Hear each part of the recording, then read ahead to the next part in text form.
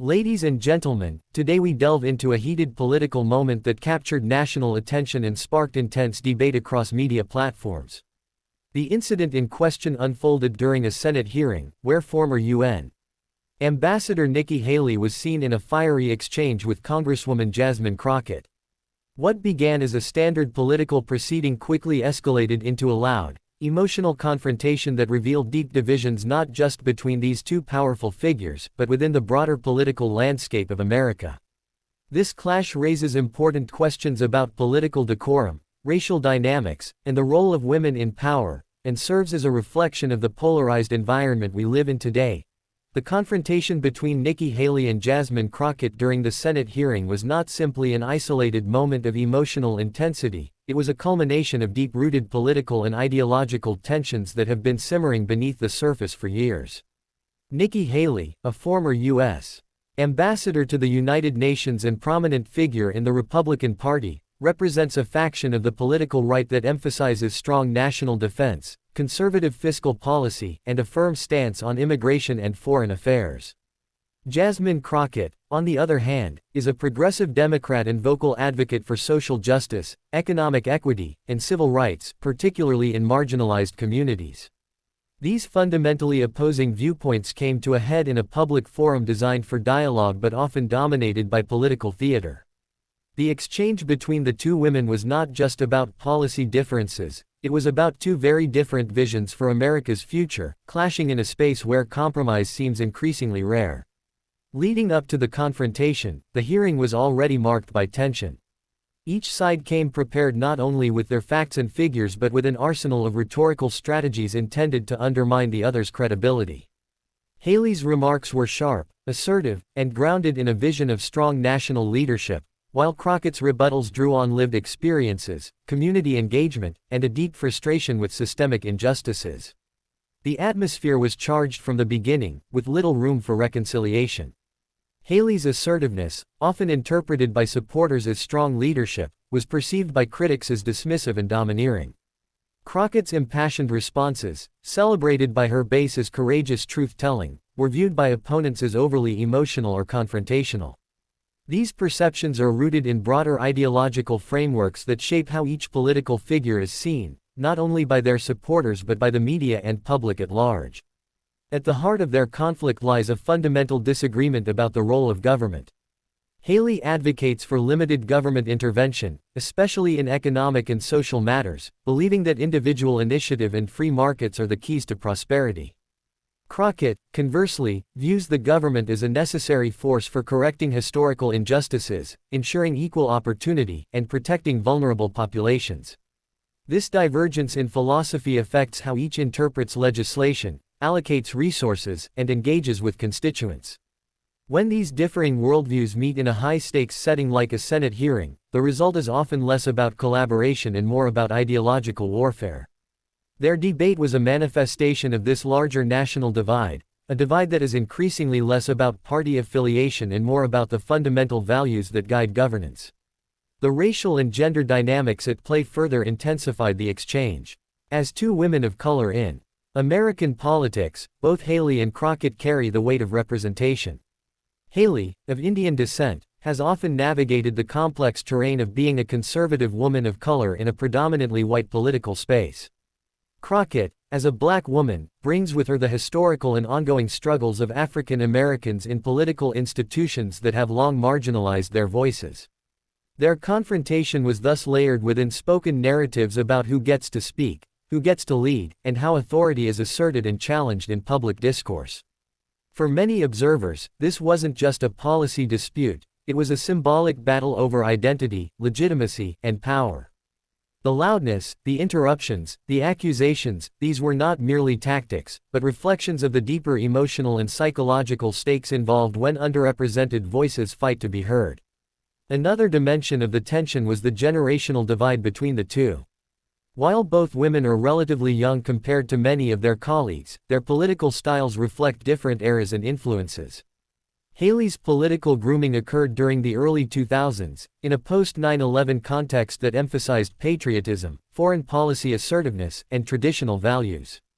Crockett, on the other hand, rose to prominence in a political landscape shaped by the Black Lives Matter movement, increased awareness of systemic racism, and a call for more inclusive policymaking. These generational influences shape not only their policy priorities but also their communication styles. Haley's more traditional, top-down approach clashed with Crockett's bottom-up, grassroots-driven rhetoric, creating a cultural dissonance that further inflamed the exchange. The political context surrounding the hearing also played a critical role. It took place amid ongoing debates about voting rights, criminal justice reform, and federal oversight of state-level policies, issues that are deeply polarizing and emotionally charged. Each woman came to the hearing not just to discuss the topic at hand, but to champion broader causes and constituencies. Haley's comments were aimed at reinforcing the conservative base's concerns about government overreach and perceived threats to national unity. Crockett, meanwhile, used the platform to amplify the voices of those who feel systematically excluded from power. The intersection of these agendas made compromise nearly impossible and heightened the stakes of every word exchanged. Moreover, the structure and format of Senate hearings themselves often encourage conflict rather than collaboration. With limited speaking time, a national audience, and political careers on the line, participants are incentivized to perform rather than persuade. This performance-based format rewards confrontation, soundbites, and emotional appeals more than nuanced discussion or mutual understanding. Haley and Crockett, both skilled communicators, were acutely aware of the optics and implications of their exchange. Every raised voice, every pointed finger, every interruption was calculated to resonate with their respective audiences. In such an environment, genuine dialogue is sacrificed at the altar of political posturing. The aftermath of the confrontation further underscored its significance. Media outlets quickly seized on the incident, framing it in starkly different terms depending on their ideological slant. Conservative platforms painted Haley as a bold truth-teller standing up to liberal hypocrisy, while progressive voices hailed Crockett as a fearless advocate challenging systemic inequities. Social media exploded with clips, memes, and heated commentary, turning a moment of governance into a viral spectacle. This media frenzy did not merely reflect public interest, it shaped it, reinforcing tribal identities and deepening the political divide. As a result, the hearing became less about its official purpose and more about what it symbolized: a clash between competing ideologies, identities, and visions for America. The intense emotions on display were not accidental, they were strategic. Both Haley and Crockett understand the power of outrage in mobilizing support. In an era where political currency is often measured in viral moments and media appearances, their confrontation served as a rallying cry for their followers. It demonstrated not just passion but loyalty to their causes, a willingness to speak up even when the cost is high. This kind of political theater may seem chaotic, but it is carefully orchestrated to achieve maximum impact. For many Americans, this was not just a moment of dysfunction, it was a moment of truth, revealing how divided the country has become and how personal politics now feels for those watching from the sidelines. The role of media sensationalism in amplifying political conflicts has become a defining feature of modern democratic discourse, especially in the age of 24/7 news cycles and social media algorithms. When incidents like the confrontation between Nikki Haley and Jasmine Crockett occur, they are rarely reported with neutrality or context. Instead, they are transformed into headline-grabbing spectacles, framed to provoke emotional responses rather than foster informed understanding. The media, driven by the need for ratings, clicks, and engagement, often seizes on the most dramatic moments, raised voices, heated exchanges, bold accusations, and presents them as the entirety of the story. This approach to coverage not only distorts the public's perception of the actual event but also perpetuates a cycle where politicians are incentivized to perform rather than deliberate. The conflict between Haley and Crockett was instantly reduced to soundbites and hashtags, stripping it of its complexity and turning it into a binary clash for mass consumption. In this environment, media outlets tailor their narratives to the preferences and biases of their audiences. Conservative platforms may highlight Haley's assertiveness as strength and leadership, while liberal commentators focus on Crockett's impassioned defense of marginalized communities. These polarized portrayals do not just reflect differing interpretations, they actively shape them, reinforcing ideological echo chambers. Audiences are less likely to seek out balanced analysis and more likely to consume content that confirms their pre-existing beliefs. The confrontation becomes a Rorschach test, seen through lenses colored by political allegiance, identity, and media influence. This fragmentation of reality erodes shared understanding and makes meaningful dialogue between opposing camps increasingly difficult. Rather than being informed by a common set of facts, Americans are experiencing different versions of reality, curated and reinforced by the media sources they trust. Social media exacerbates this phenomenon by amplifying the most sensational and emotionally charged content. Clips of Haley's raised voice or Crockett's fiery retort are isolated, edited, and distributed across platforms like Twitter, TikTok, and Instagram, often without context. These snippets are designed to go viral, fueled by likes, retweets, and comments that reward outrage over nuance. Influencers, pundits, and even ordinary users capitalize on the moment, offering their takes and interpretations, which further distorts the narrative. In this hyperconnected ecosystem, the original event is quickly overshadowed by the discourse it generates. The focus shifts from what actually happened to what people feel about what happened. And those feelings are often manipulated by media framing and digital algorithms optimized for engagement, not accuracy. The media's tendency to frame political conflicts as personal drama contributes to the erosion of institutional trust. When a Senate hearing is covered more like a reality TV show than a civic process, it diminishes the seriousness of the proceedings and reduces complex issues to gladiatorial battles between personalities. Haley and Crockett, both experienced and articulate public servants, are flattened into caricatures, the stern conservative versus the outspoken progressive. This reductionism serves media narratives but fails the public, who are left with incomplete understandings of both the issues discussed and the people involved. It also discourages politicians from engaging in substantive debate. Why discuss policy nuances when a viral moment can do more to energize a base or secure donations? This performative incentive structure undermines democratic deliberation and turns governance into a spectacle. Moreover, media sensationalism plays a crucial role in perpetuating stereotypes, especially when gender and race intersect with political identity.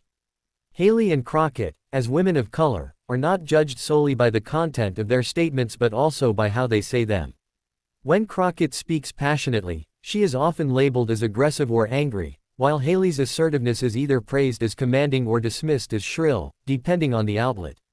These gendered and racialized tropes are amplified through media coverage, which often relies on familiar narratives to engage audiences. Such portrayals can have real-world consequences, influencing how constituents view their representatives and how future candidates from similar backgrounds are perceived. The media thus doesn't just report on political conflicts, it shapes the cultural context in which those conflicts are interpreted. The sensationalist approach also obscures the structural issues that underpin these confrontations. In the Haley-Crockett exchange, topics like systemic racism, economic inequality, and government accountability were likely present in the discussion, but they are rarely the focus of media coverage. Instead, headlines zero in on the drama, the shouting, the interruptions, the viral soundbites, leaving viewers with a shallow understanding of what is at stake. This lack of depth contributes to political apathy and cynicism, as citizens grow frustrated with what appears to be constant bickering and chaos. The real policy debates, the ones that affect everyday lives, are buried beneath layers of sensationalized reporting and partisan commentary. Cable news, online publications, and social platforms are not the only culprits. Political campaigns and public relations teams also exploit media sensationalism to their advantage. They craft statements, time press releases, and even orchestrate confrontations with media coverage in mind. Politicians understand that viral moments can translate into increased visibility, fundraising boosts, and heightened influence. In this environment, authenticity becomes a performance, and the line between genuine conviction and strategic theater is increasingly blurred. The Haley-Crockett moment, regardless of the sincerity behind it, was quickly subsumed into this cycle, repackaged and redistributed as political capital. Even well-intentioned journalists struggle to resist the gravitational pull of sensationalism. In an industry under financial pressure, with shrinking newsrooms and fierce competition for attention, the temptation to prioritize engagement over integrity is ever present. Investigative journalism, long-form analysis, and deep policy reporting often take a backseat to rapid-fire updates and viral content. As a result, the public discourse becomes shallower, more reactive, and more polarized. The Haley Crockett confrontation is a textbook example of how media dynamics can transform a serious legislative moment into a viral culture war flashpoint, drawing attention away from the substance and toward the spectacle. Ultimately, the media's role in amplifying political conflicts contributes to a self-reinforcing cycle of polarization and mistrust.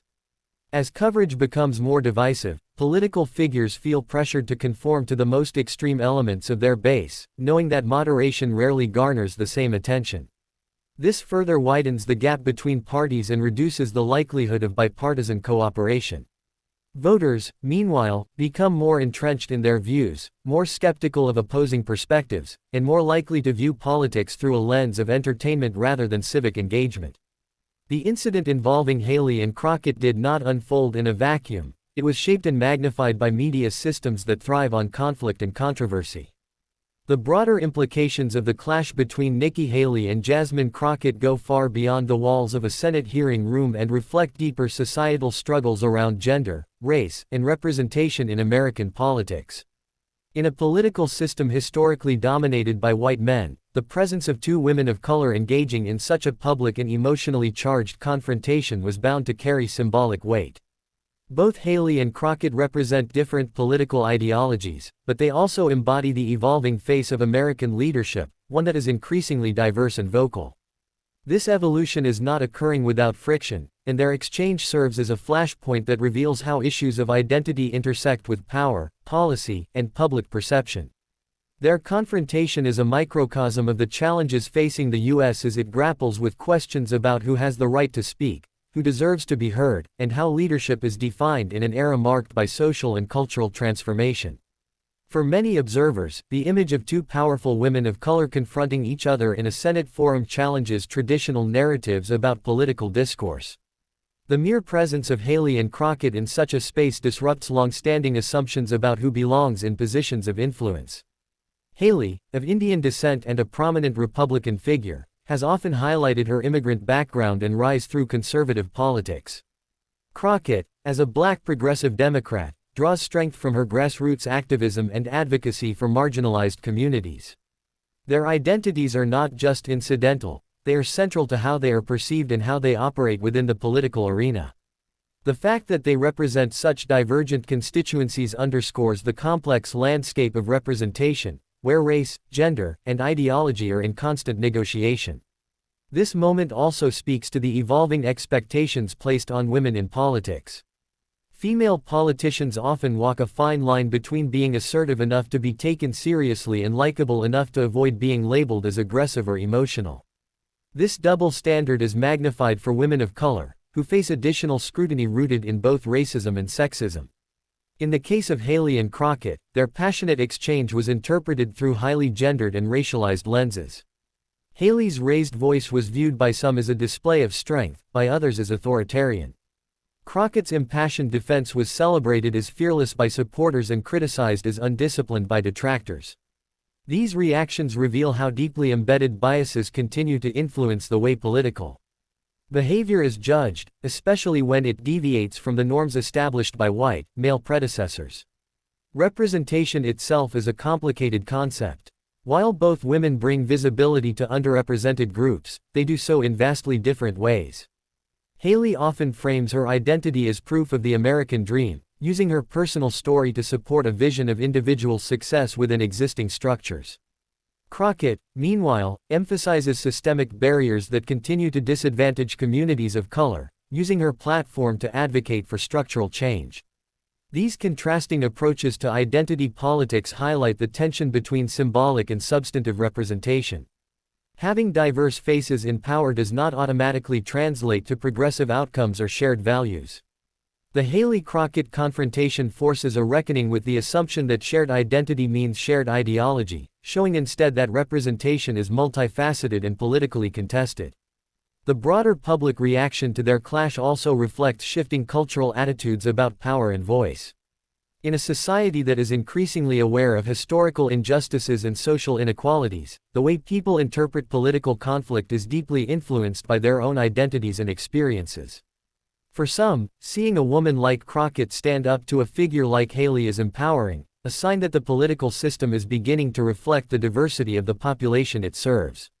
For others, the confrontation is uncomfortable or even threatening, perceived as a breakdown of civility or an erosion of traditional authority. These conflicting interpretations underscore the emotional stakes of political representation and the extent to which it is tied to questions of belonging and legitimacy. In addition to gender and race, the confrontation also raises questions about class and access to power.